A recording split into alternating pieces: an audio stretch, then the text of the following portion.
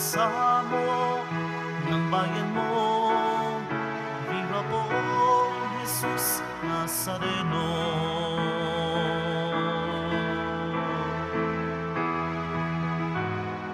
Tayo ngayon ay magtipon at sambahin ang poon. Magdiwang tayo sa ating debosyon, purihin ang Panginoon. Viva poong Jesus Nazareno, awit at papuri alay namin sa'yo. Tingin ang dalangin at pagsamo ng bayan mo. Viva poong Jesus Nazareno.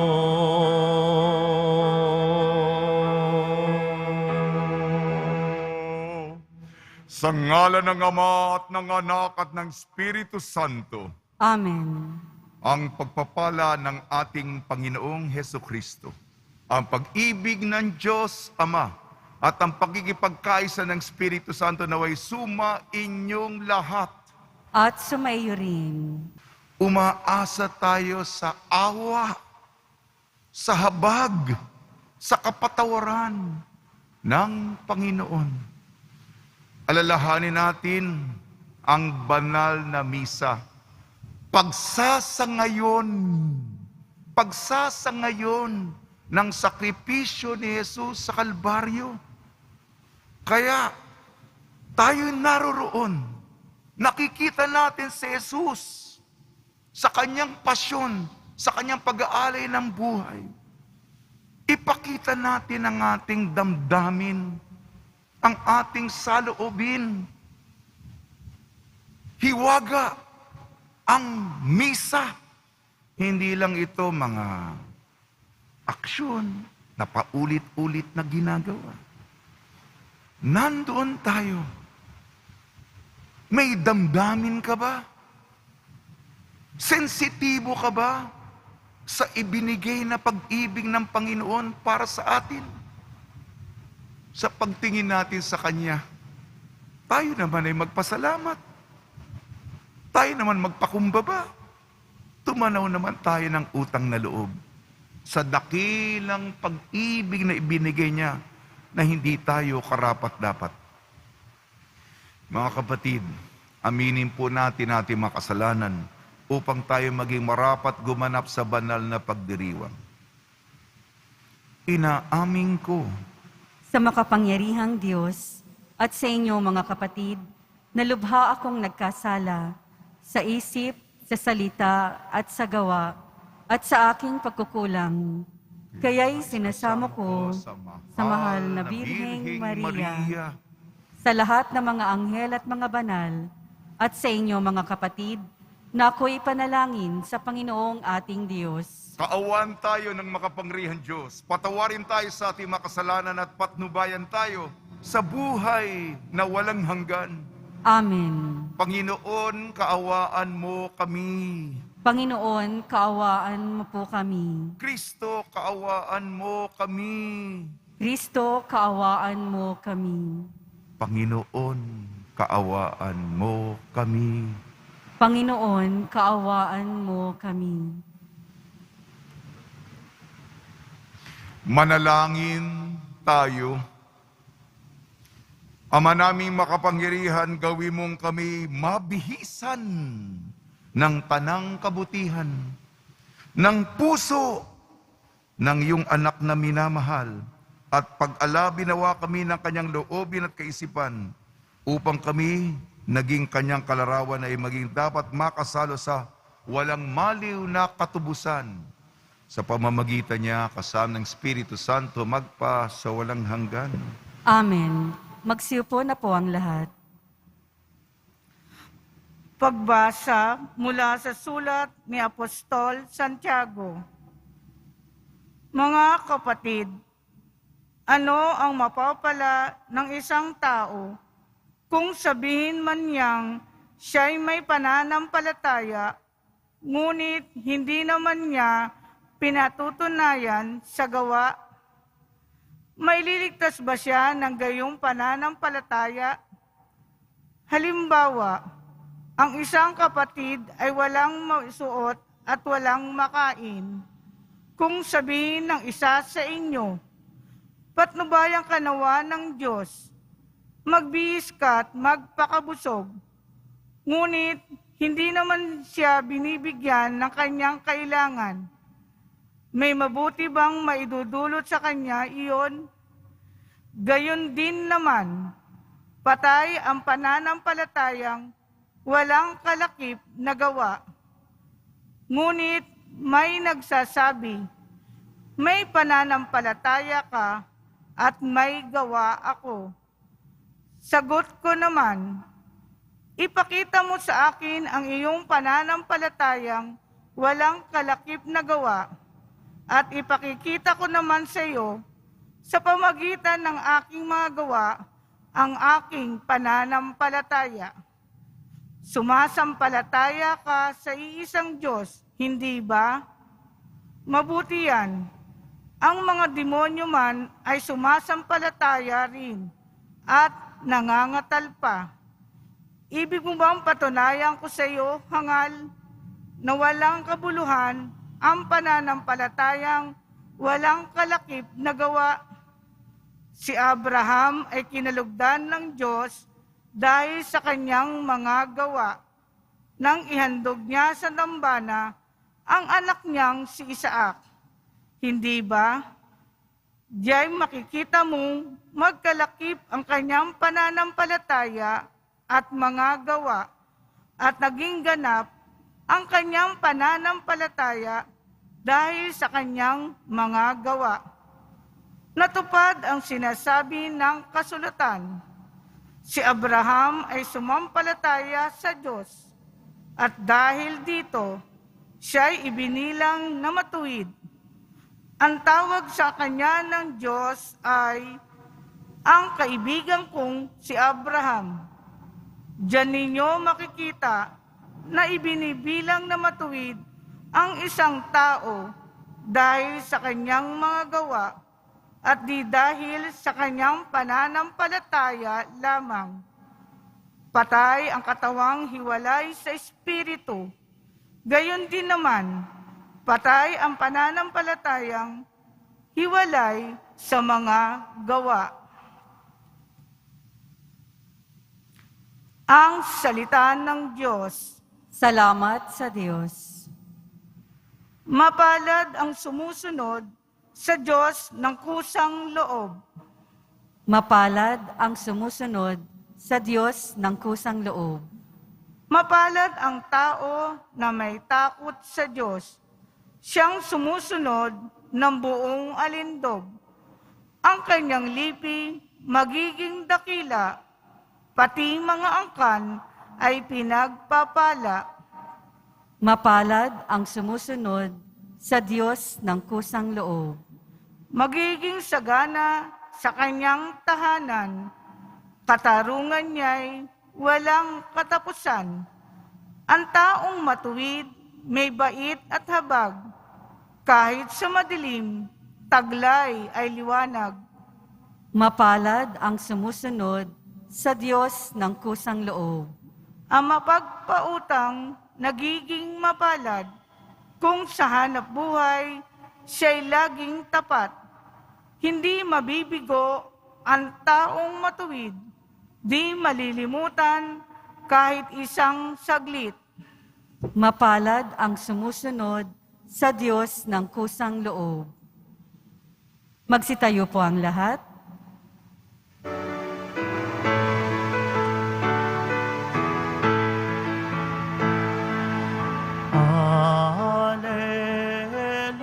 Alleluia, Alleluia,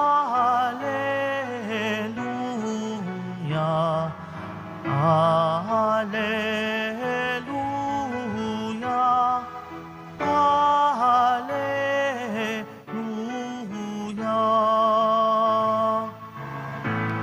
Aking mga kaibigan, alam na ninyo ang tanan na mula sa amang mahal. Alleluia.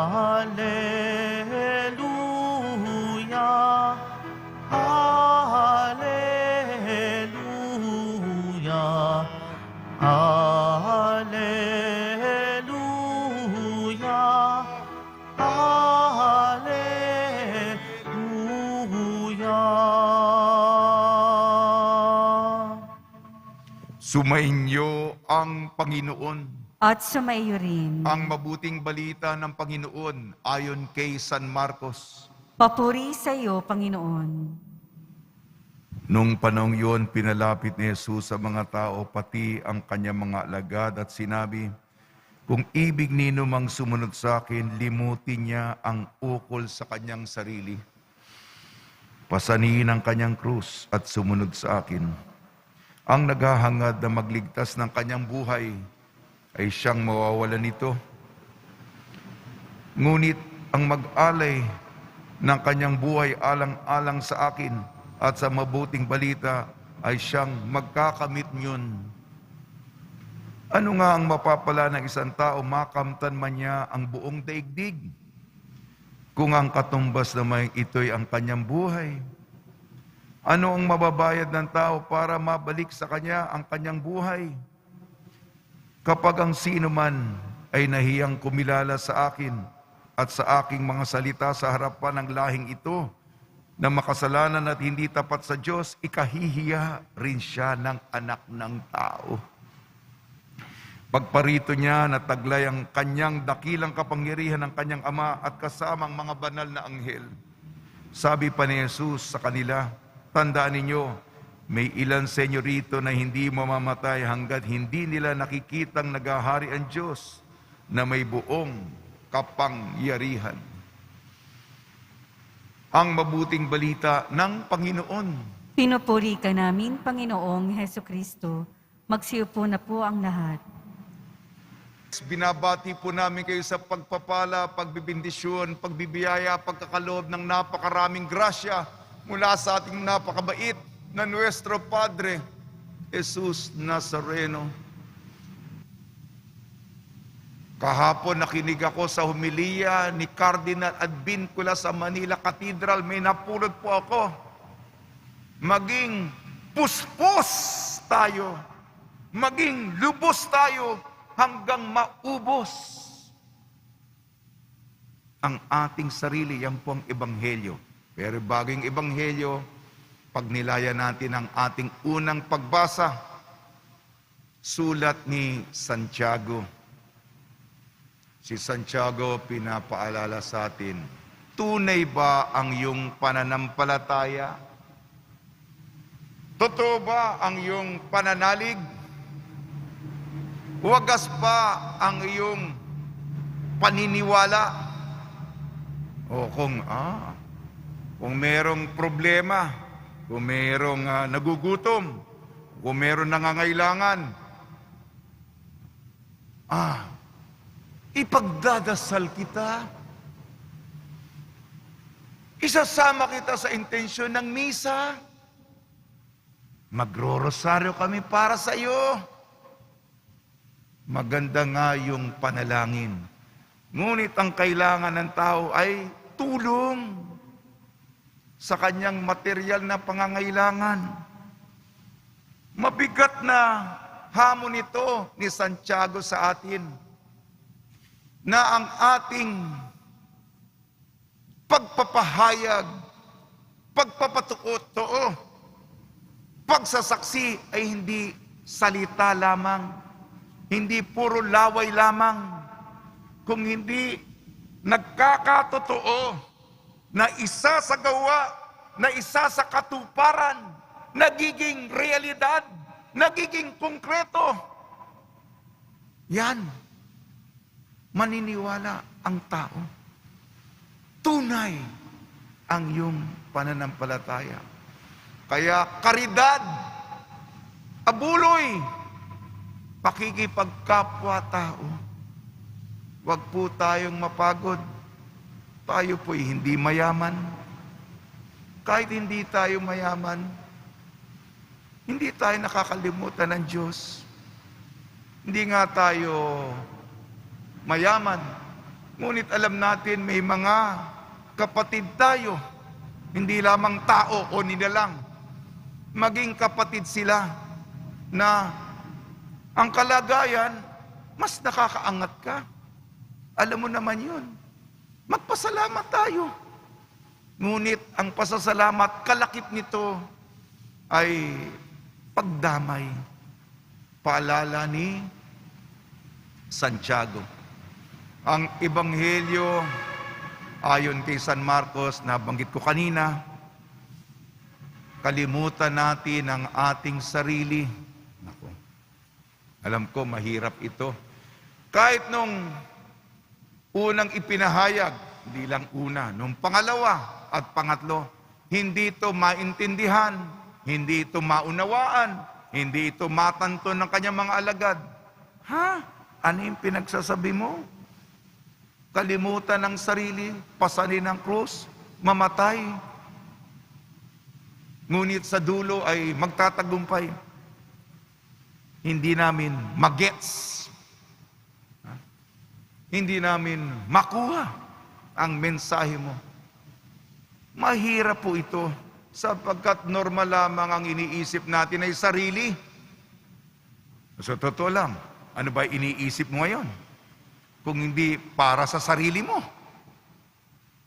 Numero 1, numero 2, numero 3, puro sa sarili mo yan. Di po ba? Ako, akin, sarili ko. Yan ang laman ng ating kokote.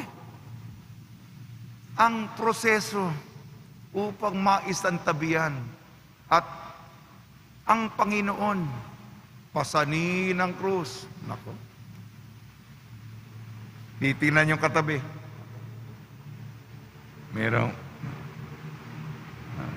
Marami bang nagpapasa na kanilang krus? Sapagkat gusto natin relax, enjoy, konbinyente, komportable, papetik-petik na lang, chill, cool, man. Yan ang panahon natin eh. Ang pagmalasakit para sa iba. Ito sinabi ko po sapagkat yung bunga, yung mga iniisa-isa ko pong magsalo-salo ang bawat ministry and organization. Yung pagmamalasakit kasi, karamihan sa kanila, halimbawa, mga kolektora natin, ang nagmamalasakit na nanay, ang nagmamalasakit na lola, yung mga anak mo, yung mga apo mo, hindi naman pare-pareho yan. May mga naiiwan, may mga tinatawag natin espesyal. Ang ibig sabihin, hindi nila kayang tulungan ang sarili nila. Kakalimutan mo ang iyong sarili upang matulungan. Yan ang pagmamahal. Siyempre, may panahon na gugugulin at ibibigay mo para sa Kanya. Bakit? Kasi pagdating ng langit, hindi naman ito kanya-kanya. Kaya nga binibigyan din ko, magkakapatid tayo, isang malaking pamilya, isang komunidad dito. Di naman ito. Demokrasya, majority. Father, pwede na ba yung 70%? May mga survey tayo, yan ang mundo natin. 80%? May quorum na tayo. Quorum? Pwede na? Pwede na tayo mag-meeting? Yan ang pananaw natin. Kung hindi ka kasama doon sa 80%, may tinatawag sa negosyo, write-off, write-off. Ibig sabihin, pwede ka na namin i-dispatcha. Kung nandun ka, hindi ka nakasama doon, at marami sa atin, nararamdaman natin yun. Kung hindi ka nakasama, nakaligtaan ka, nauna na sila, naiwan ka. Yung taong kakalimutan ng sarili, titikil muna siya.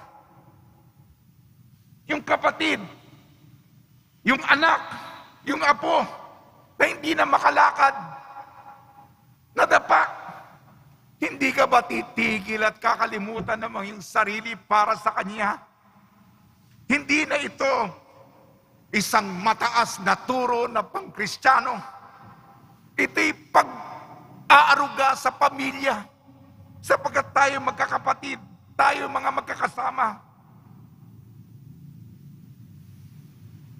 Malaki tayo. Malaki tayo. Sige, pumasok na yung karamihan. Sige, mauna na sa langit. Alam naman natin yung mahihina. Alam naman natin nahuhuli. Hindi mo ba kakalimutan ang sarili mo upang hintayin siya? Tama na. Gusto ko lang matama ang iyong damdamin. Ha? Kasi, tayo maghihintay. Di po to tayo ng Nazareno. Alam ko malaki tayo. Milyon-milyon tayo. Pero yung natitirang isa, dalawa, tatlo, apat. Iyan ang kung hindi natin sila kakalimutan. Yan ang turo ng Ebanghelyo. Sige na po. Sige po. Sa tulong ni Maria, ni San Jose, ang kalooban ng Diyos na hinihikayat tayong kalimutan ang ating mga malalaking ambisyon at plano sa buhay para sa Kanya. Lagi nating isa-isip at isa-puso, alang-alang sa ating Nuestro Padre Jesus Nazareno. Amen.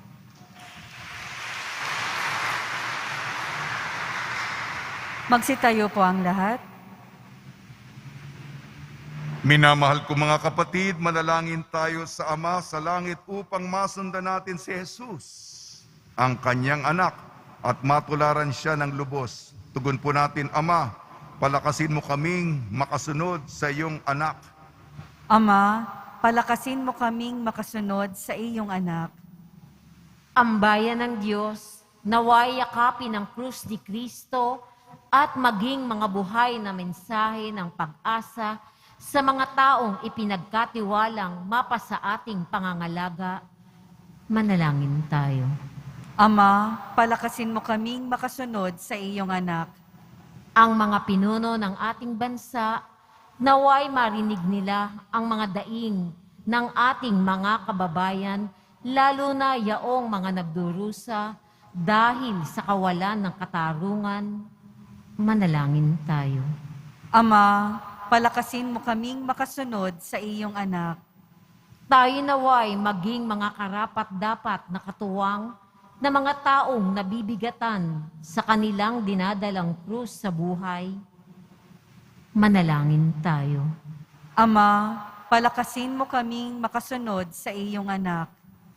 Ang mga may sakit, naway makatagpo ng kasiyahan at kalakasang espiritual sa pamamagitan ng ating pagkalinga at pangangalaga. Manalangin tayo. Ama, palakasin mo kaming makasunod sa iyong anak. Makapangyarihang Ama, naway mabanaagan sa aming buhay at sa aming pagkalinga sa pangangailangan ng iba ang lahat ng aming pagsisikap na sumunod kay Jesus. Hiniling namin sa pamamagitan ni Kristong aming Panginoon. Amen. Magsiupo na po ang lahat.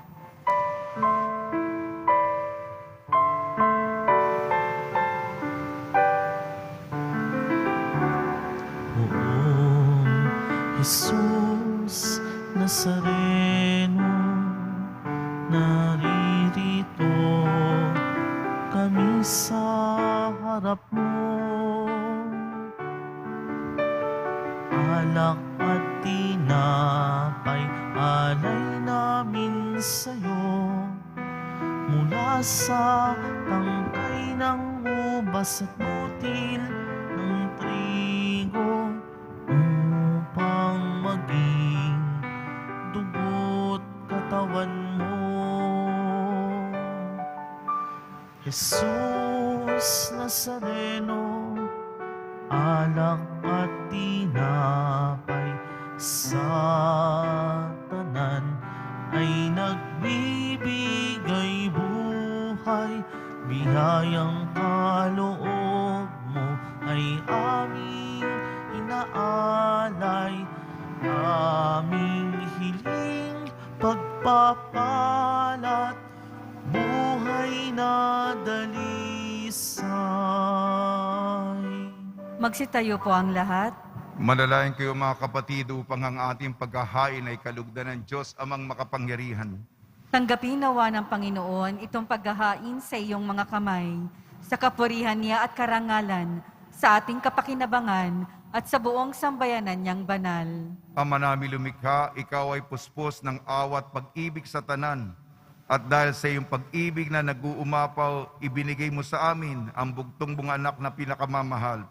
Ipagkalo mo kami makaisa niyang lubusan upang ang pagsamba sa iyo marapat naming may alay sa pamamagitan niya kasama ng Espiritu Santo magpasawalang hanggan. Amen. Sumainyo ang Panginoon. At sumaiyo rin. Itaas sa Diyos ang iyong puso at diwa.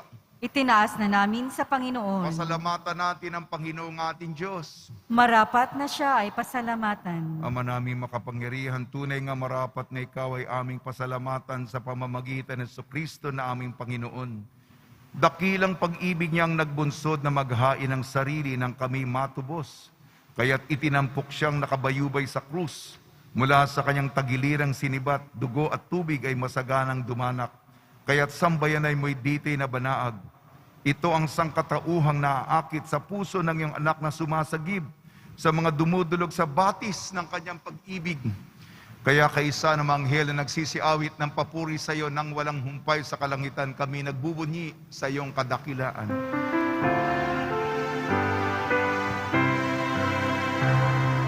Banal ka, poong may kapal, banal ang iyong pangalan, banal ang iyong kaharian. Langit lupa'y nagpupugay sa iyong kadakilaan.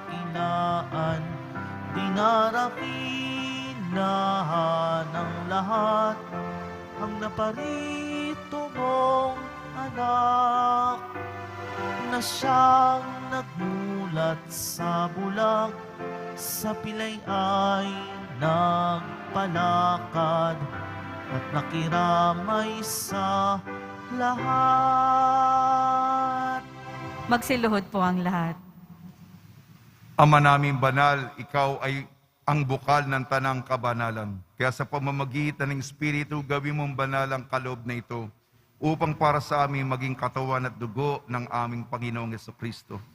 Bago niya pinagtiis ang kusang loob na maging handog, hinawakan niya ang tinapay, pinasalamatan kanya, pinaghati-hati niya yun, iniabot sa kanyang malagad at sinabi, tanggapin ninyong lahat ito at kanin. Ito ang aking katawan, niyahandog para sa inyo.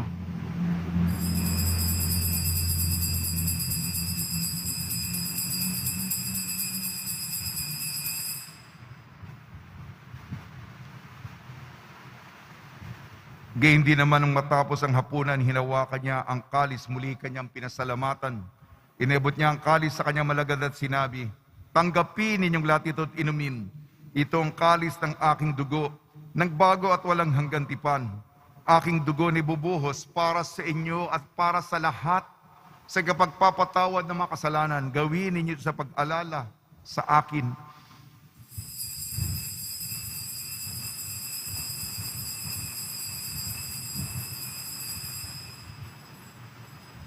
Magsitayo po ang lahat. Ipagbunyi natin ang misteryo ng pananampalataya. Si Kristo'y namatay, si Kristo'y nabuhay, si Kristo'y babalik sa wakas ng panahon. Ama, ginagawa namin ngayon ang pag-alala sa pagkamatay at muling pagkabuhay ng iyong anak. Kaya't inialay namin sa iyong tinapay na nagbibigay buhay at ang kalis na nagkakaloob ng kaligtasan.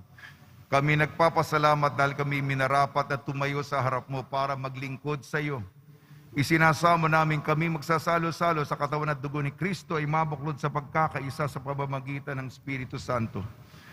Ang malingapi may simbahang laganap sa buong daigdig. Puspusin mo kami sa pag-ibig kaysa ni Francisco na aming Papa at ni Jose na aming Obispo at ng Tanang Kaparian. Alalahanin mo rin ang mga kapatid namin na himlay na may pag-asang sila'y muling mabubuhay, gayon din ang lahat ng mapumanaw. Pagdasal po natin ang lahat ng mga yumao sa kapanahunan ng pandemya. Kaawaan mo sila at patuloyin sa iyong kaliwanagan. Kaawaan mo at pagidapating kami lahat na makasalo sa iyong buhay na walang wakas kaysa ng mahal na Birhing Maria na Ina ng Diyos, Nuestra Señora de la Buena Hora. Ng kabiyak na puso niyang si San Jose kaysa ng mga apostol, San Aloysius Gonzaga, San Sebastian, San Lazaro, San Roque, San Juan Bautista at ng lahat ng mga banal na namuhay dito sa daigdig ng kalugod-lugod sa iyo. May pagdiwang nawa namin ang pagpupuri sa kararangal mo sa pamamagitan ng anak na aming Panginoong Heso Kristo.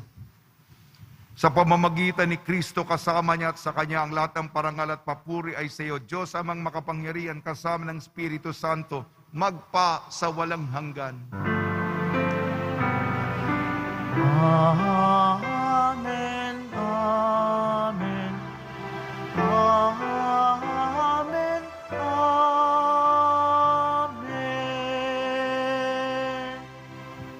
Sa tagubili naman nakakagaling na utos sa turo ni Jesucristo na Panginoon natin at Diyos, ipahig natin ng lakas loob. Ama namin, sumasalangit ka, sambahin ang ngalan mo, mapasa amin ang kaharian mo, sundin ang loob mo, dito sa lupa para nang sa langit. Bigyan mo po kami ngayon ng aming kakanin sa araw-araw at patawarin mo kami sa aming mga sala para nang pagpapatawad namin sa nagkakasala sa amin. At huwag mo kaming ipahintulot sa tukso at iadya mo kami sa lahat ng masama. Hiniling namin kami iadya sa lahat ng masama, pagkalooban ng kapayapaan, araw-araw iligtas sa kasalanan at ilayo sa lahat ng kapahamakan. Samantalang aming pinananabikan ang dakilang araw ng pagpapahayag ng tagapagligtas naming si Jesucristo. Sapagkat iyo ang kaharian at ang kapangyarihan at ang kapurihan magpakailanman. Amen.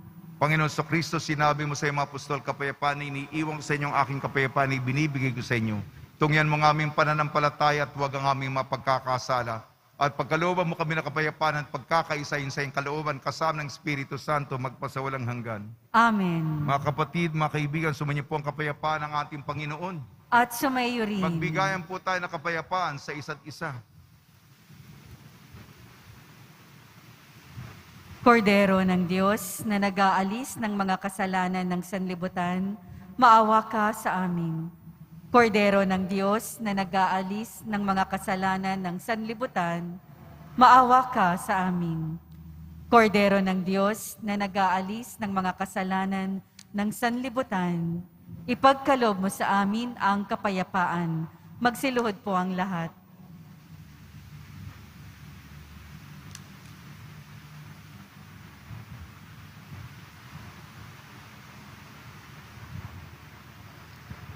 Ito ang kordero ng Diyos, ito nag-aalis ng kasalanan ng sanlibutan, mapalad ang mga inayayahan sa kanyang piging. Panginoon, hindi ako karapat-dapat na magpatuloy sa iyo, ngunit sa isang salita mo lamang ay gagaling na ako.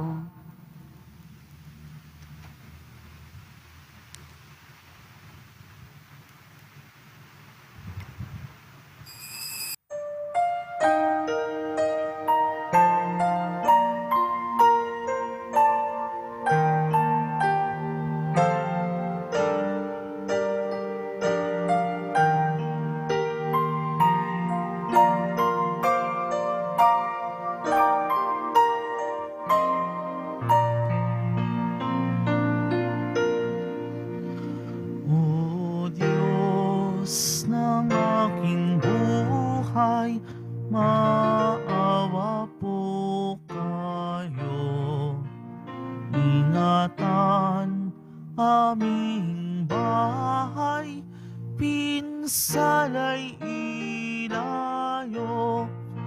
Salamat sa pamilya at sa kaibigan, kaloob na biyaya naway walang hanggan. May sakit pagalingin, hirap ay mapawi. Amin pong panalangin, langit ay mabawi. Tayo ay mapabilang sa kaharian niya. Araw ng bagong silang, lugar ng ligaya.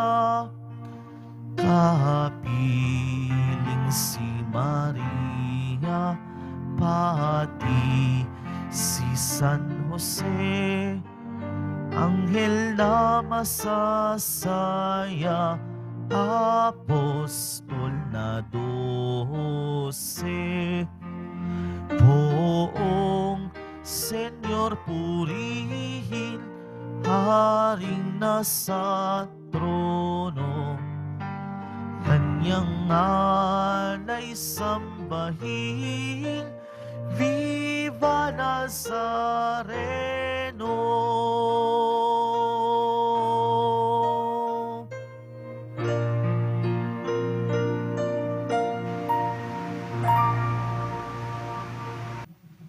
Magsitayo po ang lahat. Manalangin tayo. Ama naming mapagmahal, kami nagsalo-salo sa iyong piging ng pag-ibig na banal ay nagmamakaawang iyong pagbigyan upang si Kristo ay makalarawan sa lupang ibabaw at maging marapat na makatnabal siya sa kalangitan. Sa pamamagitan niya kasama ng Espiritu Santo magpasawalang hanggan. Amen. Boto ng kanilang mga kahilingan at dasalan. Mahal na po ang Jesus Nazareno, iniyag mo sa pamamagitan ng krus ang walang mali na pag-ibig ng Diyos sa sangkatauhan. Pakinggan mo kahilingan niyo ang kanan nagsusumamo sa iyo, makamtanawan nila inyong katugunan at tanggapin ang kasagutan na may utang na loob na tinatanaw. Basbasan din po niyo mga daladala nila mga imahen at dasalan. Sa pamamagitan ng bendisyon na ito, naway maalala nila mga pangako sa binyag na ilang ibig at paglilingkuran bilang Panginoon magpasawalang hanggan. Amen. Sumayin niyo ang Panginoon At sumayo at rin. pagpalain kayo ng makapangyarihan Diyos, Ama, Anak at Espiritu Santo. Amen. Taglayin po ninyo sa inyong pag-alis ang kapayapaan ni Jesucristo. Salamat sa Diyos.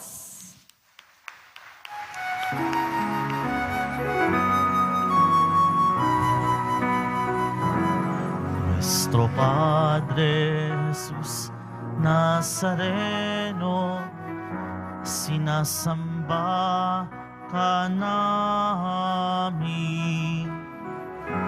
pinipintuho ka namin, aral mo ang aming buhay at kaligtasan. Nuestro Padre Jesus Nazareno, iligtas mo kami sa kasalanan. Ang krus mong kinamatayan ay sagisag ng aming kaligtasan. Nuestro Padre Jesus Nazareno, dinarangal ka namin. Nuestro Padre Jesus Nazareno, nilulwalhati ka namin. Nuestro Padre Jesus Nazareno, dinarangal ka namin. Nuestro Padre Jesus Nazareno, nilulwalhati